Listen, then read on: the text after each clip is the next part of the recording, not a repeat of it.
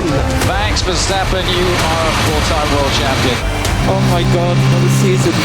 Fangio, Prost, Schumacher, Vettel, Hamilton, and now Verstappen. Max, congratulations, a four-time world champion, and what a backdrop to celebrate an incredible achievement. How do you feel?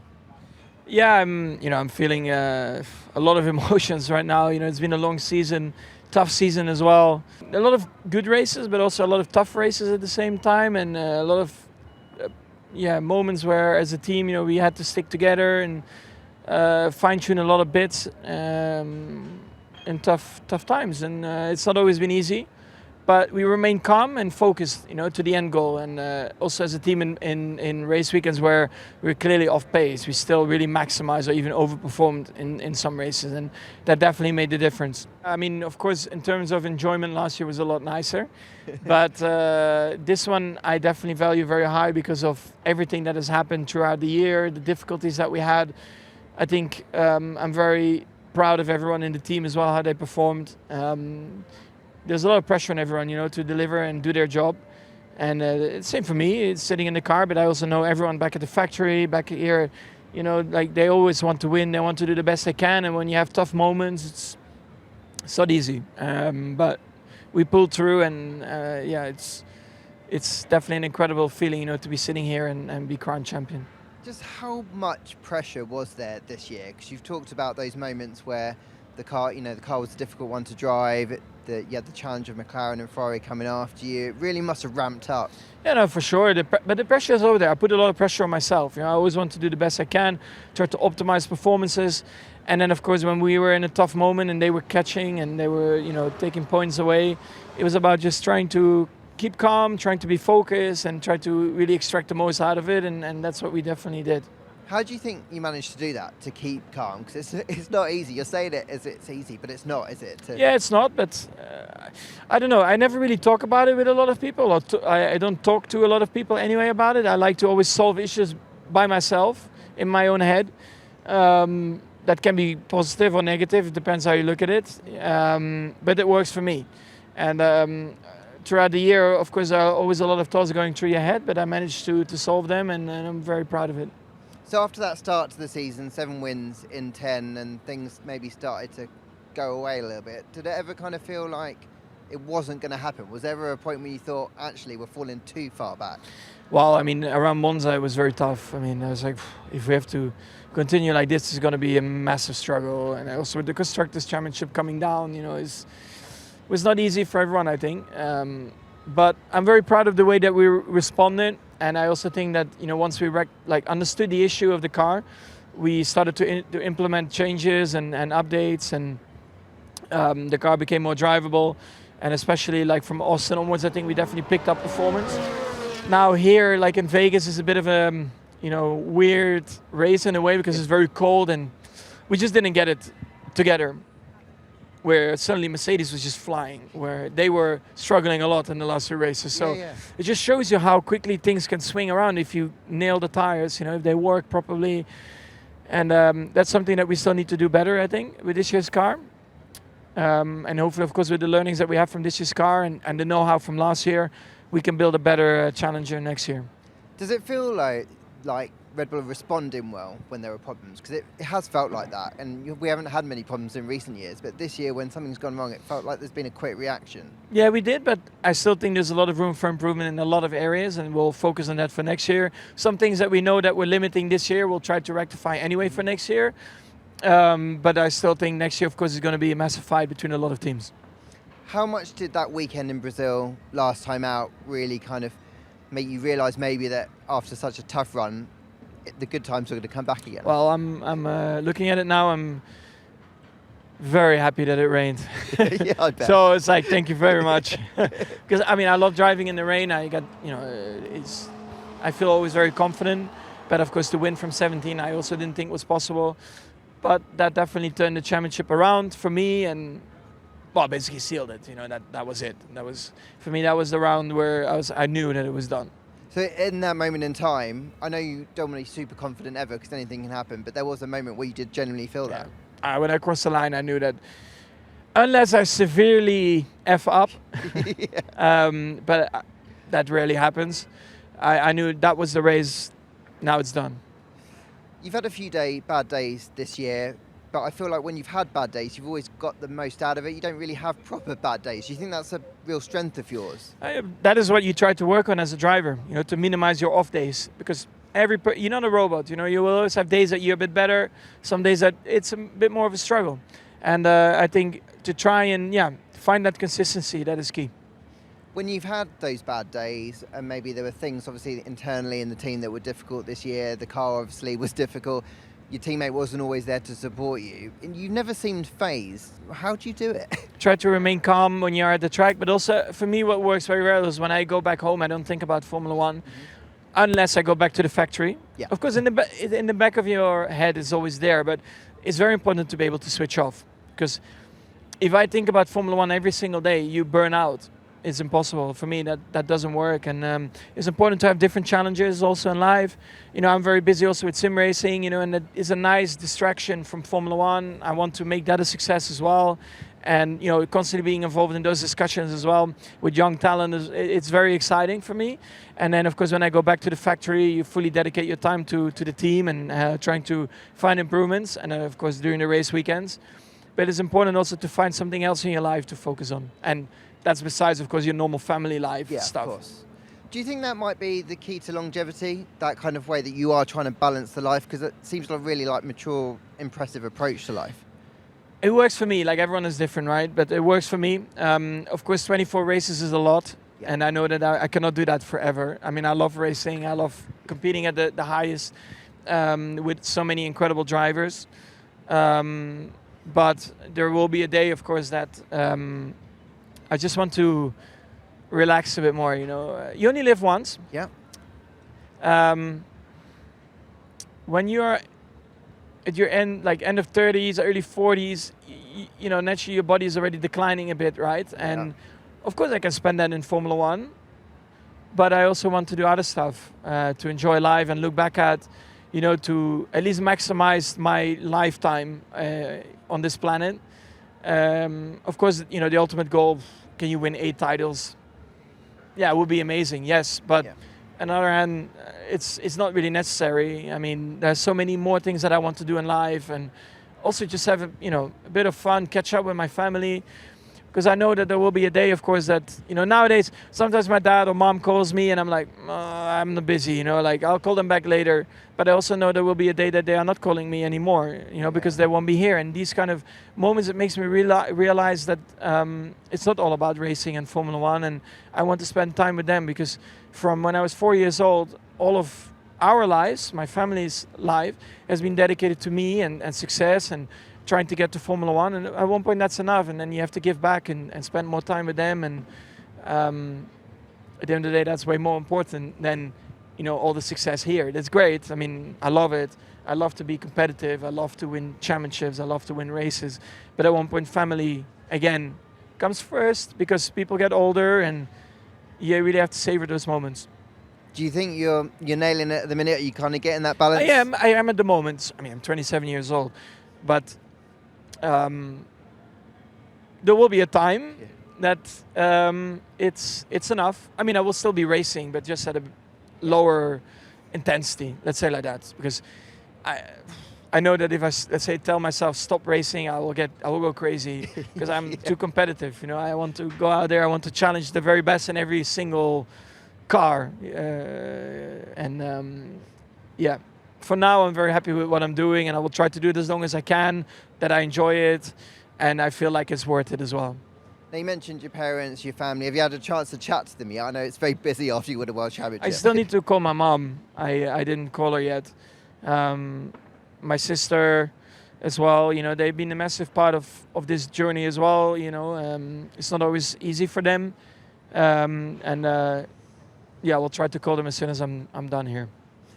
We touched on it earlier in the TV pen that you've had a great battle with Lando, your mate, and I thought it was really nice touch that he came over and said congratulations in the pen.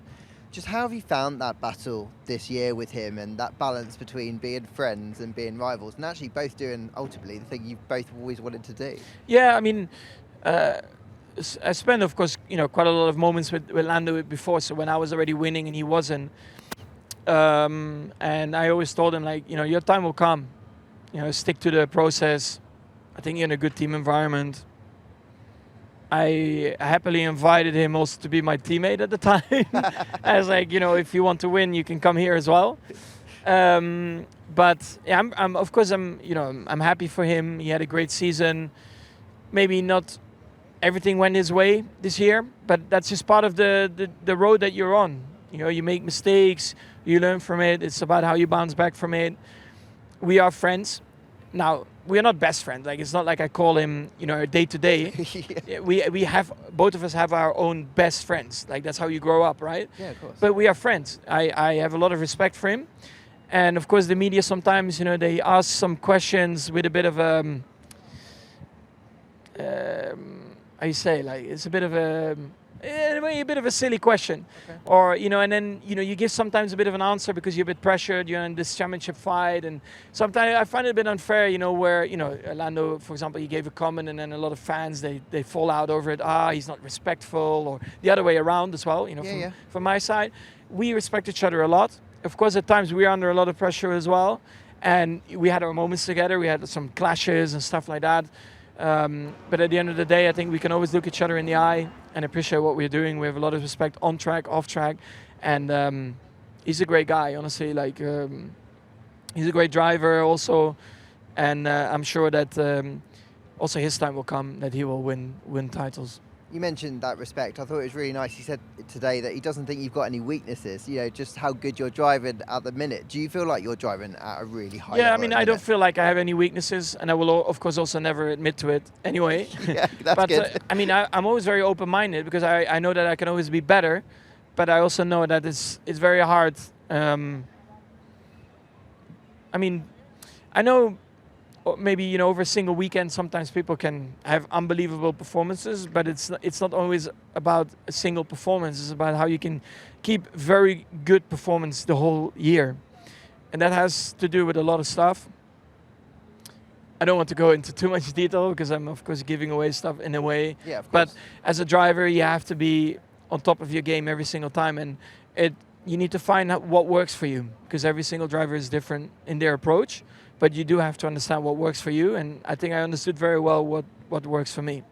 Are you still getting the kick out of still finding those extra details, how you can get the most out of you? Because it does feel like you're making progress consistently on that side. I do find that challenge still exciting, and as long as I find that exciting, I think I'll stick around. Oh, that's good. That's good to hear. You've made it to 4. You've joined some pretty illustrious names: Fangio, Vettel, Hamilton. When you hear those kind of names, Schumacher, what does that kind of make you feel like? Yeah, it's not bad from a guy from Holland. So we're a small country. Very cool. Yeah. Yeah. No, it's amazing. I hope it inspires a lot of kids as well in Holland. I hope it does something, to motor racing in general for us. We've had quite a few drivers, coming from Holland, but I really hope that this, the kids that are now 4, 5 to 8 years old, it shows them that it doesn't matter where you come from, you can achieve great things. That for me is the most important. Of course, I'm enjoying the moment, I'm enjoying my success, but I also hope that once I stop, that I can watch Formula One and see another Dutch talent. Well, hopefully, fingers crossed that is the case. You talk about how in terms of 4 years in a row, you're still loving it, you're still enjoying it, you're still competitive. What do you have to do every year to kind of keep motivating yourself, to keep pushing to that level, keep pushing yourself? Definitely take a bit of time off. Okay. Enjoy. But then I also, I know I'm very driven. Once I commit to it again, throughout the winter time, you enjoy, you do your fun stuff. But I also know at one point, okay, I have to get back into this, and I hate losing. I can acknowledge when someone does a better job, but it's still not nice to lose. And that is the driving factor. We need to be better. We need to improve. Even when you are very successful, like last year, you constantly want to try and find more performance, and that is something that definitely taught us a lot this year. We started off well, and then we had a tough time. Yeah. Is how you overcome the tough times as well, and you try to get back to the top. You mentioned hating losing. I guess you can't be as successful if you don't hate losing that much. When you think back to races like Mexico or events where the car just wasn't competitive, how much more do you think that makes you better when you kind of look at how you reacted and then how you react in the future? Yeah, I mean, there have been tough races, questionable moves or moments, but I know what I'm doing. I'm fully in control of what I'm doing. Sometimes, yeah, of course, with a thought behind it, but I'm well in control of what I'm executing on track. Sometimes it's necessary, you know, and yeah, I will do everything I can to win. Now, in terms of what you are achieving, do you ever let yourself think about how impressive it is? Do you ever think about the fact you've won 4 titles in a row? You join in like names in other sports, you know, Tiger Woods dominated his sport, Valentino Rossi. You're kind of joining those kinds of illustrious, legendary names. Yeah, and I'm very proud of that. I mean, for sure, it's very rare, of course, that, you know, those kind of moments happen. Something, of course, I never thought was possible, but once you are living that moment, you want more, you want to keep on trying to win. And it's probably something also, once you stop racing and you look back at it, you're even more proud of it and you appreciate it probably even more because, you know, you're so living in the moment and you always want to, you know, improve yourself, you want to improve the car, and, you know, next week we're in Qatar again and we continue and I want to try and win again, you know, so it's a lot, of course, going on. But I think once you stop racing, then, you know, you look back at it and you can appreciate it even more. You never have to pinch yourself then, kind of just... Yeah, I'm not that type of guy. Yeah. That does that because I feel like if I start doing that, I'm becoming a bit sloppy. So I'll do that once I stop. And doesn't really feel like you're any closer to stopping, or you're not that close to stopping. It looks like you're just loving it as much as you've always. I'm loving it for sure. I have a contract till 28. After that, I don't want to think about that yet. Yeah, a lot of things that can happen. You know, a lot of things that I want to do. But for now, I'm very happy where I'm at and just loving the moment. Do you think that is one of the keys, that you'd never look too far ahead? I know you've got that long contract and you know it's long term, but you seem to be able to compartmentalize it really well. That's always a discussion that I had with my dad when I was a kid. I always had this thing that I said, yeah, we'll see, whatever. And my dad couldn't. He was like, what do you mean, you know, we'll see or whatever? Like, that's not an approach. And I said, yeah, but that's me. I mean, I don't like to stress out on stuff. I don't like to overthink or overcomplicate stuff. I know that when I jump in, if it's a go-kart or whatever, what car, once I put my helmet on, I'm on it, and that keeps me sane, I guess. Just being very relaxed and calm about it. I just don't want to fry my brain with too many thoughts about how can I influence certain things or whatever. Has he got any better with it though? Yeah. Well, now he's okay. Now he's like, yeah, I think it's all right. But it's fine. I mean, I also needed to be pushed when I was a kid. Yeah. And my dad definitely did that, and I'm very happy that he did, because it made me the driver that I am today. Anything that you tell that little Verstappen now, if you could tell yourself all those years? I wouldn't tell myself anything. I'm very happy with how my life actually started in racing, all the way to Formula One. Sometimes, I was a little bit lazy, but then my dad made sure to realize what we were doing and what it was for, you know, so I'm very thankful of how we grew up and how I got to the top. Awesome, Max. Well, any plans to celebrate tonight? Yeah, I've got a few friends around. I'm sure we'll find a place to have a few drinks. Well, have a great time doing that, and massive congratulations on that championship win. Thanks very much for your time. Max Verstappen wins. He's mullered the opposition. That is simply lovely. The world champion